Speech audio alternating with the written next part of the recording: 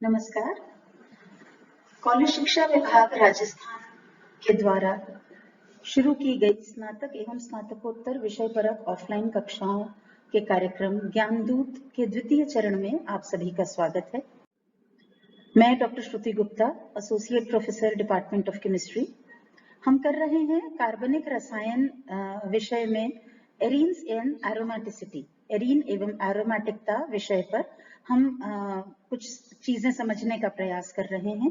इसके पहले वीडियो में आपको मैं नॉमेनक्लेचर जो एरोमेटिक कंपाउंड्स का होता है, कुछ जनरल नॉमेनक्लेचर उसके बारे में समझाया था और साथ में ही बेंजीन के स्ट्रक्चर का डिडक्शन हमने शुरू किया था कि बेंजीन का स्ट्रक्चर किस प्रकार से डिड्यूस किया गया।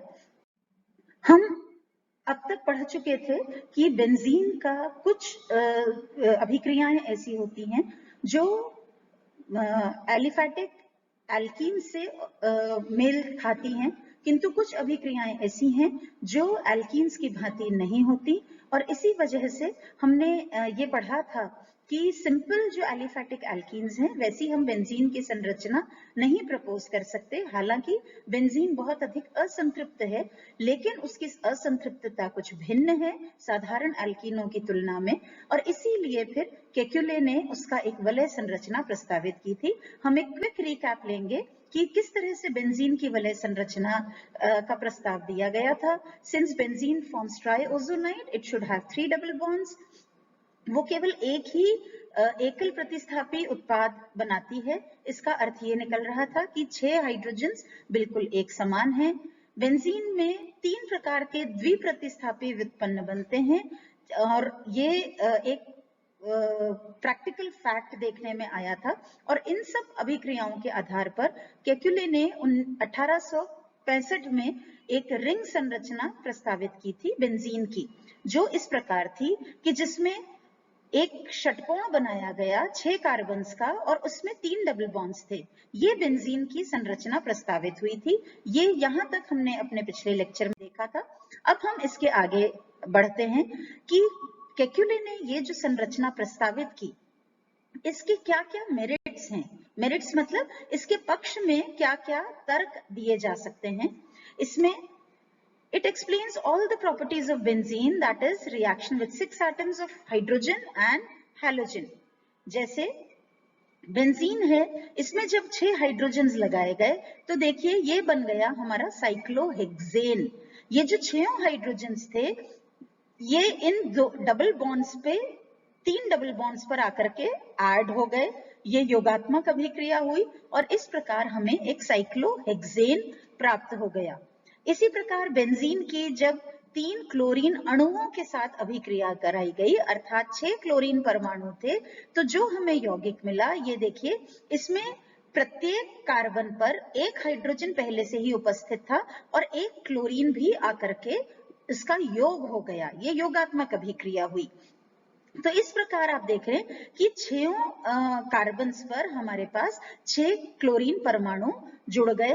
ये संभव हो रहा था हमारी इसी वलय संरचना से, क्योंकि अभी तक हमने जितना देखा था कि चूंकि 8 हाइड्रोजन नॉर्मल एल्केन की तुलना में 8 हाइड्रोजन कम थे, 8 हाइड्रोजन से हम ये अनुमान लगा रहे थे कि बेंजीन में 4 द्विबंध होने चाहिए अथवा 3 मतलब आपके 2 द्विबंध और 1 त्रिबंध या 2 त्रिबंध, इस प्रकार की कोई संरचना होनी चाहिए, लेकिन वो हमें नहीं मिल रही थी। किंतु केक्युले की इस वलय संरचना से हमें ये अभिक्रियाएं बहुत अच्छे से समझ में आ जाती हैं। अब हम आते हैं एक बहुत इंपॉर्टेंट चीज पर। हमने एक अभिक्रिया और देखी थी जिसमें बेंजीन का जब हमने 3 अणु ओजोन के साथ अभिक्रिया कराई तो हमें बेंजीन ट्राइओजोनाइड मिला था। हमने पिछले अपने लेक्चर में ये चीज देखी थी, पिछले वीडियो में। ये रहा बेंजीन, इसकी जब हमने ओजोन के साथ अभिक्रिया कराई तो 3 अणु इस पर आकर के जुड़े और वो कैसे जुड़े ये देखिए। ओजोन का अर्थ होता है 3 मतलब एक अणु ओजोन में 3 ऑक्सीजन के परमाणु हैं। ये देखिए यहाँ पे इस तरह से इस डबल बॉन्ड पर आकर के जुड़े, ये पूरा एक ओजोन का मॉलिक्यूल, इस डबल बॉन्ड पर आकर के जुड़ा ये और यहाँ पर इस डबल बॉन्ड पर आकर के जुड़ा ये। अब हम क्या करेंगे, हम इसका ओजोनोलिसिस करेंगे। लाइसिस मीन्स हम उस मॉलिक्यूल को तोड़ेंगे। तो जब हम तोड़ते हैं, ओजोनोलिसिस करते हैं किसी भी ओजोनाइड का, तो ये टूटता है, देखिए इस प्रकार से। ये जो आपको लाल धारी दिख रही है, इस तरह से ये अणु यहां से टूटेगा। इसी प्रकार दूसरी बार ये अणु यहां से टूटेगा और इसी तरह से ये तीसरी बार यहां से टूटेगा। अब आप देखिए, जब ये टूटा, इसका अपघटन हुआ, तो इस कॉर्नर पे एक कार्बन था, उस पे हाइड्रोजन लगा हुआ था, साथ में एक ऑक्सीजन आया। इधर एक कार्बन और हाइड्रोजन और साथ में ये ऑक्सीजन। इसी तरह से carbon hydrogen oxygen, carbon hydrogen oxygen, ये इस तरह से जब टूटा, अल्टीमेटली हमें क्या मिलता है, देखिए कार्बन हाइड्रोजन ऑक्सीजन। और ये जो कार्बन है, ये दूसरे कार्बन से भी जुड़ा हुआ था, यहाँ पे भी कार्बन हाइड्रोजन ऑक्सीजन। ये अणु क्या बना हमारा, ग्लाइकोजेल। इस अणु का जो नाम है, इसका नाम है ग्लाइकोजेल, और ये इसके 3 हमें अणु प्राप्त होते हैं। अब ये याद रखिए कि 3 ग्लाइकोजेल अणुओं का मिलना केवल तभी संभव है जब 6 कार्बन एटम जो हैं बेंजीन के, वो एक वलय में उपस्थित हों और तीनों डबल बॉन्ड्स जो हैं वो एकांतर रूप से उपस्थित हों, तभी इस प्रकार का हमें ग्लाइकोजेल मिल सकता है, अन्यथा हमें कभी भी नहीं मिल सकता। अगर हम इन 3 डबल बॉन्ड्स को एकांतर पोजीशन पे नहीं रखेंगे, मान लीजिए हमने इनमें से 2 डबल बॉन्ड्स को एक साथ कर दिया, तो हमें ये ग्लाइकोजेल नहीं मिलेगा। आप चाहें तो इसका प्रयास करके देख सकते हैं। आपको कुछ नहीं करना है, डबल बॉन्ड पर आपको ओजोन का अणु जोड़ना है। प्रत्येक डबल बॉन्ड पर ओजोन का अणु जोड़ते जाइए और उसके बाद उसका अपघटन करके देखिए, आपको ग्लाइकोजेल के अलावा भी संरचनाएं मिलेंगी। हाइपोथेटिकल संरचनाएं ही मिले भले ही, पर आपको मिलेंगी। तो जब हमें प्रैक्टिकली 3 अणु ग्लाइकोजेल के मिले, तो इससे यह स्पष्ट हो गया कि जो 6 कार्बन थे वो एक वलय में थे और जो तीनों जो हमारे द्विबंध थे वो एकांतर रूप से उपस्थित थे। इसी तरह से only one mono substituted product is formed, indicating that all 6 hydrogens are equivalent. It also explains the synthesis of benzene from acetylene. Acetylene से बेंजीन का बनना, ये संरचना समझा सकती थी। ये संरचना के सहारे से ही हम 3 द्विप्रतिस्थापी उत्पादों की भी जो निर्माण है उसको हम समझ सकते हैं। तो केक्युले की संरचना से ये सारी चीजें संभव थी, लेकिन केक्युले की संरचना में कुछ कमियां भी थी। तो जो ऑब्जेक्शंस थे केक्युले की संरचना के, वो अब हम एक एक करके देखते हैं। केक्युले का ये स्ट्रक्चर था। इस स्ट्रक्चर के हिसाब से अगर हम देखें तो देखिए, ये 1, 2, 3, 4, 5 एंड 6, ये 6 कार्बन हैं। केक्युले ने कहा ये 3 डबल बॉन्ड्स हैं। अभी तक हमारे दिमाग में क्या सेट है कि ये तीनों डबल बॉन्ड्स की पोजीशन फिक्स्ड है। इसका अर्थ क्या हुआ कि ये 1 और 2, इन दोनों के बीच में तो डबल बॉन्ड है, लेकिन ये जो 1 और 6 है, इसके बीच में डबल बॉन्ड नहीं है। इसका मतलब है कि यदि मैं कोई 2 प्रतिस्थापी समूह लगाती हूं, तो अगर मैंने इधर 1 और 2 पे लगाया तो वो डबल बॉन्डेड कार्बन्स पे लगेगा, और अगर मैंने 1 और 6 पे लगाया तो वो सिंगल बॉन्डेड कार्बन्स पे लगेगा।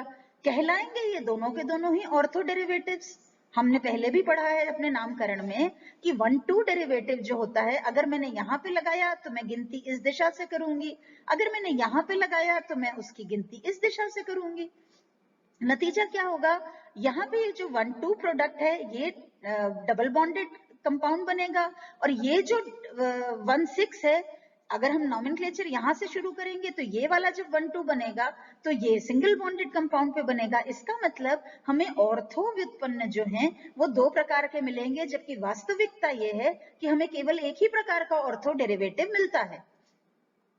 इसी प्रकार आप देखिए तो केक्युले की संरचना के हिसाब से हमें 2 प्रकार की बंध लंबाई मिलनी चाहिए। हम 1-2 की अगर बंध लंबाई देखते हैं तो वो द्विबंध की होनी चाहिए, 2 और 3 के मध्य जो है वो सिंगल बंध आना चाहिए था। तो हमें ये इस प्रकार से 2 बंध लंबाइयां मिलनी चाहिए थी।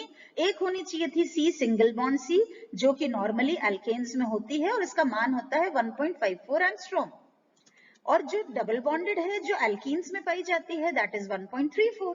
तो हमें ये 2 प्रकार की बंध लंबाई केक्युले की संरचना में मिलनी चाहिए थी, पर वास्तविकता फिर वही भिन्न है हमारी। हमें केवल एक ही प्रकार की बंध लंबाई मिलती है 1.39। अब देखिए 1.39 इससे अधिक है परंतु इससे कम है। इसका मतलब द्विबंध से तो ज्यादा है लेकिन हमारी इससे एकल बंध से कम है। तो इसका मतलब बीच की सी कोई एक ऐसी संरचना हमने वास्तव में बेंजीन की होनी चाहिए जो एकल बंध और द्विबंध के बीच का सा कुछ है। तो ये कुछ प्रैक्टिकल चीजें थी। इसी तरह से देखिए, since benzene contains 3 double bonds, so it should be 3 times more reactive than alkene. हम कहते हैं एल्कीन्स जो हैं वो बहुत अधिक क्रियाशील होती हैं। एल्कीन का अर्थ है कि उसमें केवल एक द्विबंध है। एल्काडाइन मतलब 2 द्विबंध और एल्काट्राइन मतलब 3 द्विबंध हो गए। तो बेंजीन को अगर हम एल्केन, एल्काडाइन, एल्कीन्स वाली हम तुलना में करें तो बेसिकली बेंजीन जो है वो एल्काट्राइन टाइप का स्ट्रक्चर है। तो जब सिंपल एल्कीन के लिए ही हम कहते हैं कि वो अधिक क्रियाशील होती है एल्केन की तुलना में, तो एल्काट्राइन को तो 3 गुना अधिक क्रियाशील होना चाहिए था। लेकिन उसके विपरीत benzene does not react with hydrogen halide, neither it reacts with alkaline KMnO4, और सबसे बड़ी चीज योगात्मक अभिक्रियाएं देने की अपेक्षा ये प्रतिस्थापी अभिक्रियाएं देती है, जो हम पहले भी देख चुके हैं। तो इस वजह से केक्युले का जो स्ट्रक्चर था बेंजीन का, ये इन सारी चीजों को नहीं समझा पाया। ये जो पेक्यूलियर बिहेवियर था इन 3 द्विबंधों का, उसको वो नहीं समझा पाया। उसके पश्चात केक्युले ने एक डायनेमिक मॉडिफाइड स्ट्रक्चर दिया। इन्होंने एक उसका स्वरूप बदलते हुए, उसको और बेहतर बनाते हुए एक गतिज संरचना प्रपोज करी। गतिज संरचना के अनुसार केक्युले ने यह सजेस्ट किया कि the 3 double bonds are in dynamic equilibrium with each other, एक दूसरे के साथ ये साम्यावस्था में है, एक गतिज साम्यावस्था में है। And the 2 forms are rapidly interconverted into one another and can not be separated.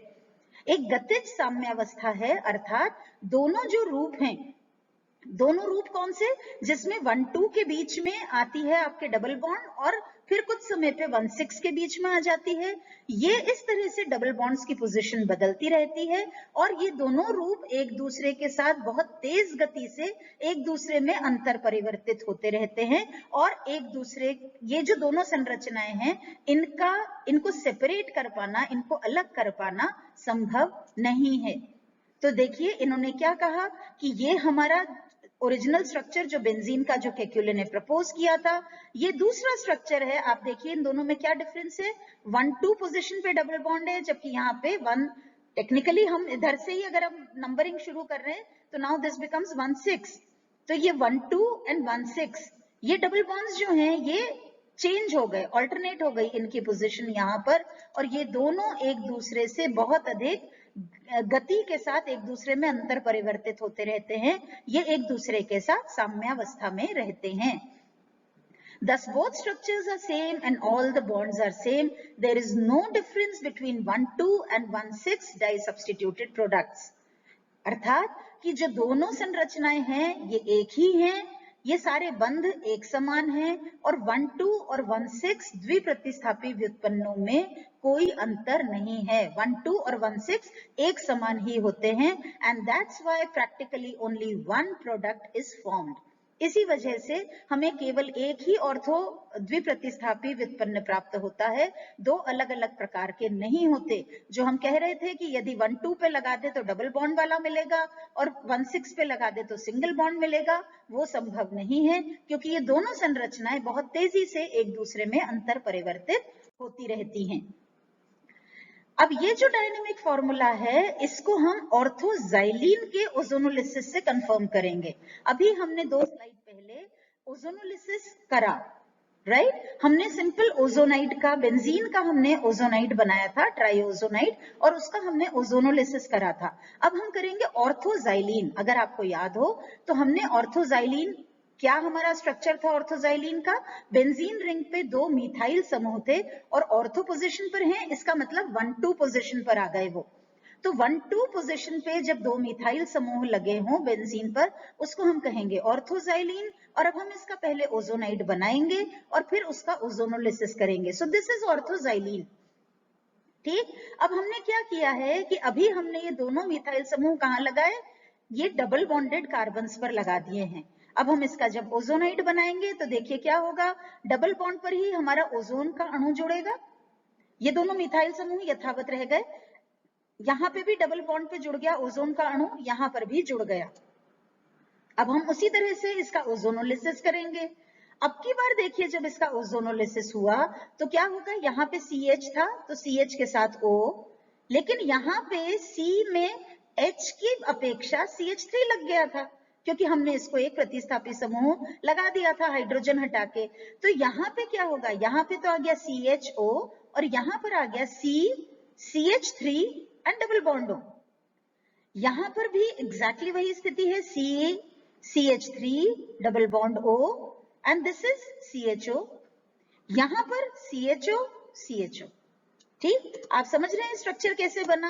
अब देखिए हमें इससे क्या मिला, हमें मिला CHO C CH3O, CHO C CH3O, और यहां पर हमें मिला अपना ये सिंपल CHO।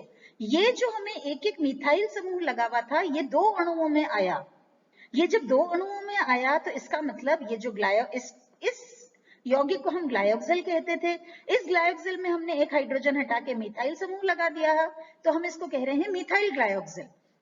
अब मिथाइल ग्लायोक्सिल के हमें दो अणु मिले, ये देखिए यहाँ पर जब विखंडन हुआ है तो हमें दो अणु मिथाइल ग्लायोक्सिल के मिले और एक अणु हमें ग्लायोक्सिल का मिला।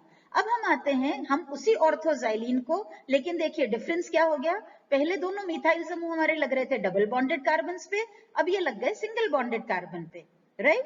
अब हम इसका वापस से ओजोनाइड बनाएंगे, ये बन गया ओजोनाइड हमारा। अब की बार डबल बॉन्ड इधर है तो ओजोन मॉलिक्यूल इधर जुड़ेगा, डबल बॉन्ड इधर है तो ओजोन इधर और फिर इधर, इस तरह से जुड़ा। हमने उसी तरह से इसका भी ओजोनोलिसिस किया। अब की बार देखिए क्या हुआ, ये CHO, ये CHO, लेकिन यहां पे देखिए C double bond O, hydrogen हटा के मिथाइल आ गया और इस वाले कार्बन पे भी हाइड्रोजन हटा के मिथाइल आ गया। नतीजा हमें जो कंपाउंड मिला वो एक तो ग्लायोक्सिल ही मिल गया हमें, यहां पर ये वाला जो था ग्लायोक्सिल, ये भी ग्लायोक्सिल, तो दो अणु तो ग्लायोक्सिल के हो गए। और एक अणु में क्या हुआ हमारे कि ये दो मिथाइल समूह आ गए। अगर हमने एक मिथाइल पे कहा था मिथाइल ग्लायोक्सिल, तो दो मिथाइल पे ऑब्वियसली हम कहेंगे उसको डाइमिथाइल ग्लायोक्सिल। तो हमें नतीजतन हमें क्या मिल रहा है, अगर हम इस संरचना से चल रहे हैं तो दो अणु मिथाइल ग्लायोक्सिल के और एक अणु ग्लायोक्सिल का, इस संरचना से चल रहे हैं तो एक अणु डाइमिथाइल ग्लायोक्सिल का और दो अणु ग्लायोक्सिल के। और जब वास्तव में ऑर्थोजाइलिन का ओजोनोलिसिस किया गया तो जो एक्चुअल प्रोडक्ट्स हमें मिले वो ये तीनों प्रोडक्ट्स मिले, और इनका आपस में अनुपात क्या था, तीन अणु तो थे ग्लायोक्सिल के, एक अणु था डाइमिथाइल ग्लायोक्सिल का और दो अणु थे मिथाइल ग्लायोक्सिल के। ये वास्तविक स्थिति हमें मिली जब हमने ऑर्थोजाइलिन का ओजोनोलिसिस किया। So ozonolysis of orthoxylene gave glyoxyl, methyl glyoxyl and dimethyl glyoxyl in the ratio of 3:2:1. अब इसको समझिए, यदि हमारी संरचना केवल यही होती, डबल बॉन्ड्स की पोजीशन फिक्स्ड होती, तो हमें केवल ये उत्पाद मिलने चाहिए थे, डाइमिथाइल ग्लायोक्सिल नहीं मिलना चाहिए था। अगर हमारी संरचना ये फिक्स्ड होती तो हमें केवल डाइमिथाइल ग्लायोक्सिल मिलना चाहिए था, हमें मिथाइल नहीं मिलना चाहिए था। लेकिन वास्तव में हमें ये तीनों ही यौगिक मिले और इसी अनुपात में मिले। इससे क्या कंफर्म होता है कि ये दोनों ही संरचनाएं एग्जिस्ट करती हैं और आपस में बहुत तेजी से इंटरकन्वर्ट होती रहती हैं, इसलिए इनका सेपरेशन, इनका अलग करना इनको संभव नहीं हो पाता है। अब हम आते हैं resonance explanation of the structure of benzene. Benzene की संरचना और अनुनाद। अनुनाद हम किसे कहते हैं, आप पहले पढ़ चुके हैं अपनी दूसरी क्लासेस में। अनुनाद होता है कि जब भी हम किसी भी मॉलिक्यूल के लिए दो या दो से अधिक लुईस स्ट्रक्चर लिख पाते हैं, मतलब हम उसके इलेक्ट्रॉन्स का चेंज करके हम उसका स्ट्रक्चर लिख पाते हैं।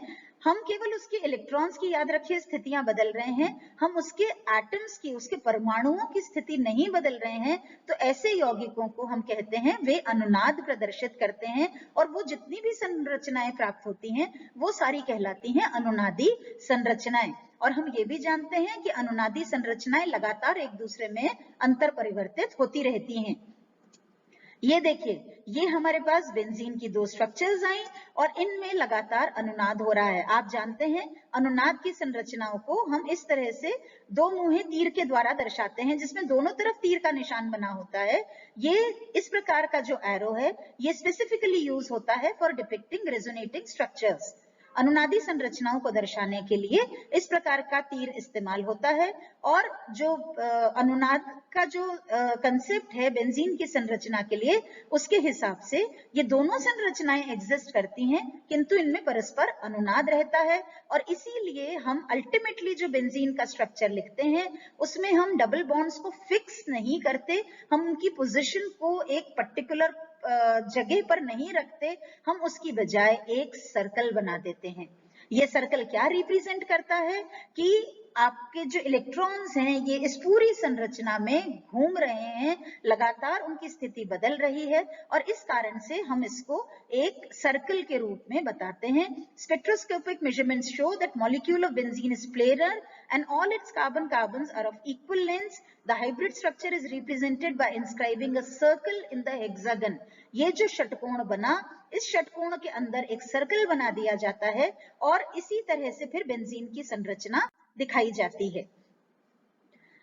हम ये भी जानते हैं, हम पढ़ चुके हैं पहले भी कई बार, कि अनुनाद के कारण किसी भी अणु की, जो भी अणु अनुनाद प्रदर्शित करता है, उसका स्थायित्व बढ़ जाता है।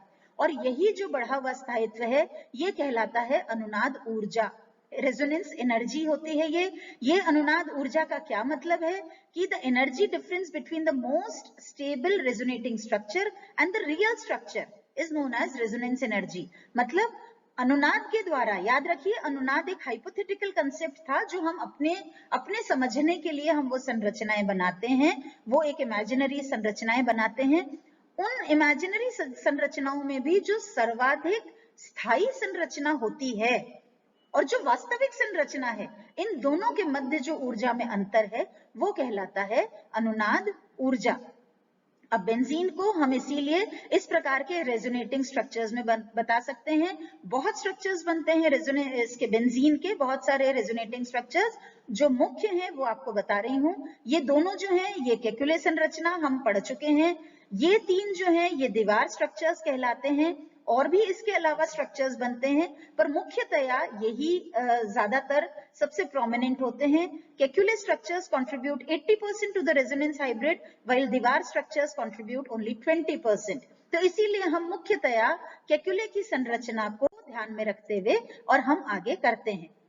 The resonance energy of benzene can be calculated from the heats of hydrogenation. जो हाइड्रोजनेशन की जो ऊष्मा है, आप जब भी किसी बेंजीन के अणु में आप हाइड्रोजन ऐड करते हैं, योगात्मक अभिक्रिया होती है, नतीजा क्या होता है, वो एक 3 डबल बॉन्ड वाली संरचना से कंप्लीटली सिंगल बॉन्डेड साइक्लोहेक्सेन में परिवर्तित हो जाता है।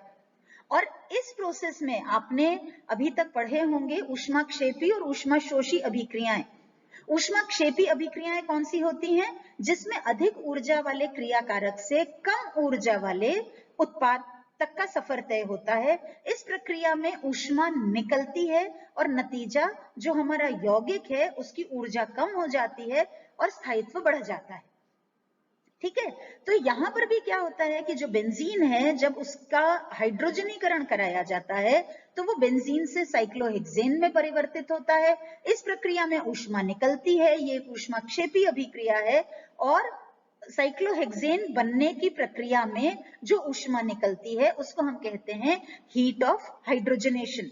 ये साइक्लोहेक्सीन है, इसका जब हाइड्रोजनेशन कराया गया, हम बेंजीन पे बाद में आएंगे। बेंजीन में 3 डबल बॉन्ड्स हैं, है ना। अभी हम चलते हैं कि जब हम केवल एक ही डबल बॉन्ड का, हम यहाँ पर गणना करेंगे कि कितनी ऊर्जा का डिफरेंस आता है। तो हमने सबसे पहले लिया केवल एक डबल बॉन्ड वाले कंपाउंड को, साइक्लोहेक्सीन को। साइक्लोहेक्सीन क्यों लिया? क्योंकि उसकी संरचना भी बेंजीन की तरह 6 कार्बन एक रिंग में है।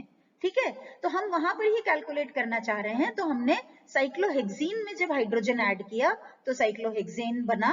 और इस प्रोसेस में जो डेल्टा एच है, जो चेंज इन एंथैल्पी है, वो है 28.6 किलो कैलोरी प्रति मोल। माइनस क्यों लिख रहे हैं? क्योंकि ये ऊष्मा बाहर निकल रही है।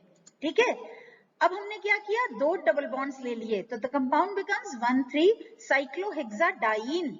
जब डाइन है तो 2 हाइड्रोजन अणु यूज होंगे, अगेन वील गेट साइक्लोहेक्सेन, लेकिन अब की बार देखिए आप करीब करीब इसके दुगने पर आ गए। 28.6 किलो कैलोरी प्रति मोल जो ऊष्मा निकली थी उससे दुगनी ऊष्मा निकली। ठीक है, अब इसी अंदाजे को एक्स्ट्रापोलेट करते हुए हम अगले कदम पे जाएंगे, जब हम साइक्लोहेक्सेन में 3 डबल बॉन्ड लगाएंगे तो वो कंपाउंड क्या बनेगा, 1,3,5-साइक्लोहेक्साट्राइन।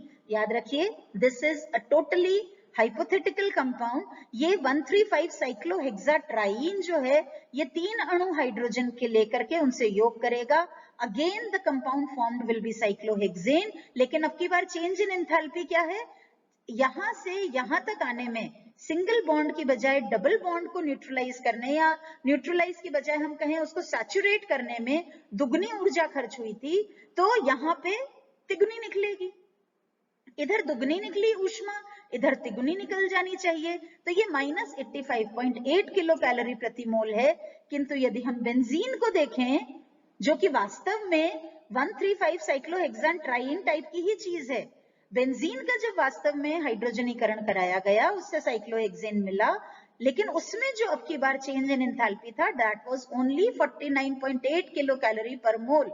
होनी चाहिए थी 85.8, जबकि रह गई केवल 49.8। This difference in the value of heat of hydrogenation of 1,3,5-cyclohexatriene and benzene is 36 kilocalorie per mole। इसी चीज को ये हम रेजोनेंस एनर्जी कहते हैं। और अब देखिए आपको मैं अभी जो आपको मैंने बोला ये शायद आपको ना समझ में आया हो, हम इसी चीज को ग्राफिकली समझेंगे। ठीक है, अब ग्राफिकली देखिए हमने क्या किया, आपको बताया ये एक ऊष्माक्षेपी अभिक्रिया है, मतलब क्रियाकारक की ऊर्जा ज्यादा है, उत्पाद की ऊर्जा कम है। ये ब्लैक कलर की लाइन है, इसलिए ब्लैक कलर की लाइन देखिए रिप्रेजेंट कर रही है साइक्लोहेक्सीन को। यहां पर हमारा साइक्लोहेक्सीन था और उससे बना साइक्लोहेक्सेन। ठीक, और इस प्रोसेस में जो ऊर्जा निकली है, जो क्षेपित हुई है, उसका मान कितना है, 28.6। हम आते हैं साइक्लोहेक्साडाइन पर। ग्रीन कलर से ये जो ग्राफ दिख रहा है आपको, ये साइक्लोहेक्साडाइन के लिए है जिसमें 2 डबल बॉन्ड्स हैं। जब हमने इसका हाइड्रोजनेशन कराया अगेन हमें मिला क्या, साइक्लोहेक्सेन, लेकिन जो अब की बार ऊष्मा निकली वो कितनी थी, 55.4। तीसरी बार हमने लिया साइक्लोहेक्साट्राइन, ये इसको आप एग्जैक्ट उसके मेजरमेंट से मत देखिएगा क्योंकि ये एग्जैक्ट स्केल के हिसाब से नहीं है, ये बिल्कुल फ्री हैंड ड्राइंग है, आपको समझाने के लिए सिर्फ ये बनाई है। साइक्लोहेक्साट्राइन का जब हमने हाइड्रोजनीकरण कराया अगेन वी ऑब्टेन्ड साइक्लोहेक्सेन, लेकिन अब की बार जो ऊष्मा निकली वो थी 85.8। ये निकलनी चाहिए थी क्योंकि 1,3,5 साइक्लोहेक्साट्राइन और बेंजीन स्ट्रक्चर दोनों का बिल्कुल एक सा है। किंतु इसके विपरीत जब वास्तव में बेंजीन के जब कराया गया हाइड्रोजनीकरण और उससे भी साइक्लोहेक्सेन मिला, ऊष्मा कितनी निकली, 49.8।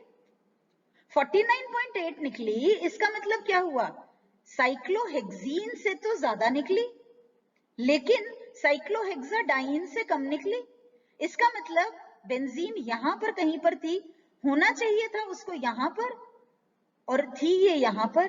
तो ये जो डिफरेंस आया, थ्योरेटिकल वैल्यू यहां से शुरू होनी चाहिए थी और प्रैक्टिकल वैल्यू यहां से शुरू हुई। ये जो डिफरेंस आया दिस इज 36 किलो कैलोरी पर मोल। ये है इसकी हाइड्रोजनीकरण ऊष्मा। अब हम आते हैं बहुत जल्दी इसके molecular orbital explanation of the structure of benzene. इसकी आणविक कक्षीय संरचना पर हम आएंगे। X ray analysis, Raman spectroscopy, electron diffraction, IR spectroscopy, इन सब से कुछ चीजें जो कॉमन निकल करके आई वो थी कि बेंजीन का जो अणु है वो समतल है, रेगुलर षटकोणीय संरचना है और षटकोण के प्रत्येक कोने पर एक कार्बन एटम उपस्थित है और प्रत्येक कार्बन एटम एक एक हाइड्रोजन के साथ जुड़ा हुआ है। इस प्रकार की एक संरचना मिली जिसमें से प्रत्येक कार्बन जो था ये एक षटकोण के रूप में है ये, और हर कार्बन के साथ एक हाइड्रोजन जुड़ा हुआ है। ये देखिए ये वही स्ट्रक्चर है। और ये जो आपका सिंगल बॉन्ड जो आपका दिख रहा है ये basically sp2 sp2 sigma bond है। ठीक है, यहाँ पे ये संरचना एक हम इसको जब मॉलिक्यूलर ऑर्बिटल डायग्राम के हिसाब से देखते हैं, each carbon is sp2 हिब्रिडाइज्ड, sp2 संकरण पाया जा रहा है, बॉन्ड एंगल है 120 डिग्री जो sp2 संकरित यौगिकों में होता है। हर कार्बन जो है वो 3 सिग्मा बॉन्ड्स बनाएगा, ऑब्वियसली एक s और 2 p इन्वॉल्व हुए हैं बिफोर संकरण, तो आफ्टर संकरण भी हमें 3 ही संकरित कक्षक मिलते हैं, तो 3 सिग्मा बॉन्ड्स बनते हैं। Whole sigma skeleton is planar, ये जो पूरा जो सिग्मा का स्केलेटन है सिग्मा बॉन्ड्स का, ये प्लेनर होता है, समतल होता है। Molecule is symmetrical with carbon atoms lying at the corner of a regular hexagon. इस षटकोणीय संरचना के कोने पर, हर कोने पर एक एक कार्बन परमाणु रहता है। ये देखिए, ये इस प्रकार की संरचना ये बन रही है। अब ये देखिए, ये जो आपको ऑर्बिटल्स दिख रहे हैं, ये असंकरित p कक्षक हैं जो प्रत्येक कार्बन पे, आप अभी हमने पिछली स्लाइड में देखा कि उसके 2 p इस्तेमाल हुए, 2 p कक्षक इस्तेमाल हुए, जो तीसरा p कक्षक था वो असंकरित रह गया। असंकरित रह गया तो ये यहां पर है। अब देखिए, जो केकुले ने जो 2 संरचनाएं दी, उन 2 संरचनाओं के हिसाब से, पहली संरचना के हिसाब से डबल बॉन्ड, मतलब जो आपकी कोलेटरल ओवरलैपिंग थी, समपार्श्विक अतिव्यापन जो था वो इन दोनों कार्बन्स के बीच हुआ, इन दोनों के बीच हुआ और इन दोनों के बीच हुआ। दूसरी संरचना में क्या हुआ, अब की बार यहां पर हो गया, ऑल्टरनेट हो गई पोजीशंस, तो पोजीशंस चेंज हो गई हैं और इन दोनों में लगातार अनुनाद चल रहा है। नतीजा हमें जो संरचना मिलती है, कंप्लीट डीलोकलाइजेशन और all 6 pi electrons above and below the 6 carbon atoms. In 6 carbon atoms के ऊपर और नीचे कंप्लीट एक डीलोकलाइजेशन चल रहा होता है हमारे इन पाई इलेक्ट्रॉन्स का, जो 6 पाई इलेक्ट्रॉन्स हैं। ये देखिए, ये इससे आपको बहुत स्पष्ट समझ में आएगा कि यहाँ पर ये इस तरह से इलेक्ट्रॉन्स ऊपर और नीचे, इस ये जो एक हेक्सागन है, रेड कलर की बॉल्स जो हैं ये कार्बन्स हैं, ब्लू कलर की बॉल्स जो हैं ये हाइड्रोजन को रिप्रेजेंट कर रही हैं, और ये जो ग्रीन गोल घूम रहे हैं ये लगातार 6 हाइड्रोजन्स हैं, 6 इलेक्ट्रॉन्स हैं जो इस कार्बन स्केलेटन के ऊपर और नीचे घूमते रहते हैं। आज तक हम बस केवल इतना तक ही करेंगे। अगली कक्षा में, अगले लेक्चर में, अगले वीडियो में हम इसके आगे बढ़ेंगे। उम्मीद है आपको बेंजीन, उसका मॉलिक्यूलर ऑर्बिटल स्ट्रक्चर, उसका रेजोनेंस स्टेबलाइजेशन, उसकी हीट ऑफ हाइड्रोजनेशन, ये सब कुछ समझ में आया होगा। अगली कक्षा तक के लिए नमस्कार।